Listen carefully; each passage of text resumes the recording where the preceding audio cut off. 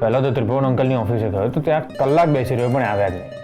પછી મેં એમને ફોન કર્યો તો ફોન ના ઉપાડ્યો. પછી મેં થોડી વાર રહીને ફરીથી ફોન કર્યો તો ફરી ફોન ના ઉપાડ્યો.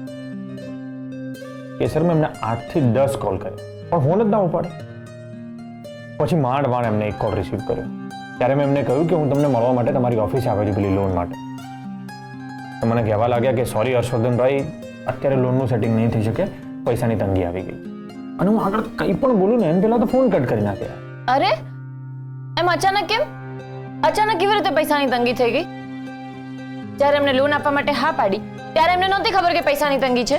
કે સર, એ લોકો આવી રીતે વ્યાજે પૈસા આપતા હોય છે ને, એમને જ્યારે પૈસા ના આપવા હોય ને ત્યારે આવી પૈસાની તંગીનું બહાનું કાઢતા હોય. મને તો પોતાની કાબિલિયત પર જ પ્રશ્નો થઈ રહ્યા છે. મારામાં એવી શું કાબિલિયત છે કે લોકો મને પૈસા આપે? અને કેમ લોકો મારી અંદર ઇન્વેસ્ટ કરે? ફોજદાર, તમે તો પહેલા જ પ્રયત્નમાં હારી ગયા. જો તમે જ પોતાની જાતને આમ ઓછા આંકશો તો સામેવાળો પર તમને ઓછું જ આંકશે ને. તમારી કાબિલિયત એવી છે કે તમે સફળતા પાછળ નહીં પણ સફળતા તમારી પાછળ ભાગતી આવશે. સર, આ બધી લાઈન છે ને ફિલ્મોમાં સારી લાગે, રિયલ લાઈફમાં નહીં. રિયલ લાઈફમાં તમે જ કહો છો ને કે ઓલવેઝ પોઝિટિવ વિચારો રાખવા જોઈએ, નેગેટિવ નહીં. અને હવે તમે પોતે જ આમ નેગેટિવ વિચારી રહ્યા છો. દર વખતે સિચ્યુએશન સરખી નથી હોતી. અને ઘણી વખત સિચ્યુએશનના પ્રમાણે આપણે પ્રેક્ટિકલ વિચારો કરવા પડતા હોય.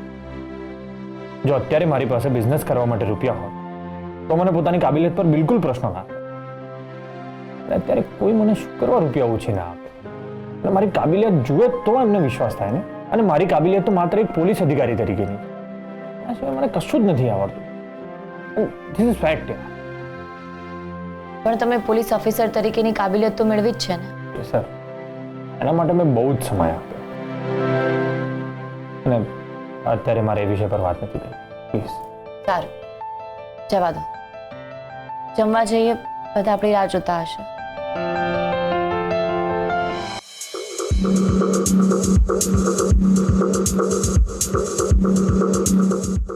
જય સોમનાથ સાસુમાં. જય સોમનાથ. જય સોમનાથ.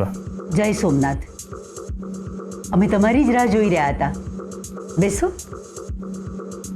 આજે તમે બપોરે બરાબર જમ્યા પણ નહોતા? હા ભાવ, બપોરે મને કંઈ વધારે ભૂખ નહોતી એટલે. અને આઈ એમ સોરી, મારા કારણે તમારે લોકોને રાહ જોવી પડી. સોરી.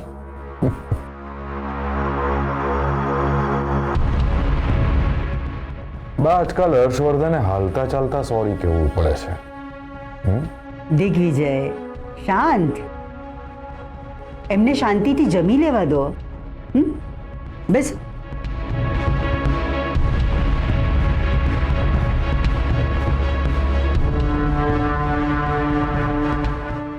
હર્ષવર્ધન, તમે ત્રિભુવનભાઈને ત્યાં લોન માટે વાત કરવા ગયા હતા. શું કહ્યું એમણે? અને હા, તમારો ફાર્મિંગનો બિઝનેસ ક્યારથી શરૂ કરવાના છો? Organic farming. Good concept. તમે અમારી સાથે આ વિશે જરી ડિટેલમાં વાત નથી કરી એટલે એક મા તરીકે અમારે પૂછવું પડે છે કે તમારા નવા બિઝનેસમાં તમને કોઈ તકલીફ તો નથી ને? ભવિષ્યનું શું પ્લાનિંગ છે વગેરે વગેરે. બા, બેઝિક પ્લાનિંગ કરી રાખ્યું છે. હર્ષવર્ધન, બાએ પહેલા સવાલ પૂછ્યો તમને લોન મળી કે નહીં. તો વાતની શરૂઆત ત્યાંથી કરો.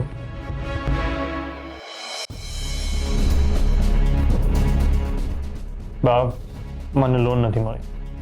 અચ્છા? ત્રિભુવન કાકાને અચાનક કંઈક પૈસાની તંગી આવી ગઈ અને એમને લોન આપવાની ના પાડી દીધી. બહુ ખોટું થયું. અરે બાપરે, તમને લોન ના મળી? હા, તો એવું થયું ને કે ઘી પણ ઢોળાઈ ગયું અને તેલ પણ ઢોળાઈ ગયું. આમ પણ તમે તો પ્રોપર્ટીને લાત મારી જ દીધી છે. આઈ મીન તમે તો પ્રોપર્ટીમાં ભાગ નથી જોઈતો એવું જાહેર કર્યું છે ને, અને ગામવાળા પણ તમને લોન નહીં આપે તો તમે શું કરશો? તમે આપણા ફાર્મમાં ફાર્મિંગ કરશો? વેદિકા વહુ દાજા પર ડામ ના દો, શાંત રહો. હર્ષવર્ધન, લોન ના મળી તો કાંઈ વાંધો નહીં, હિંમત ના હારતા. It's a part of life. જીવનમાં આવી બધી પરિસ્થિતિ તો આવતી જ રહેવાની. એની સામે કેમ ટકી રહેવું, કેવી રીતે લડવું, આ એક યોદ્ધાની નિશાની છે. તમારે અમારી કોઈ મદદની જરૂર નથી. તમારે એકલાય બિઝનેસ ઊભો કરવો છે. Good, I appreciate. Thank you બા.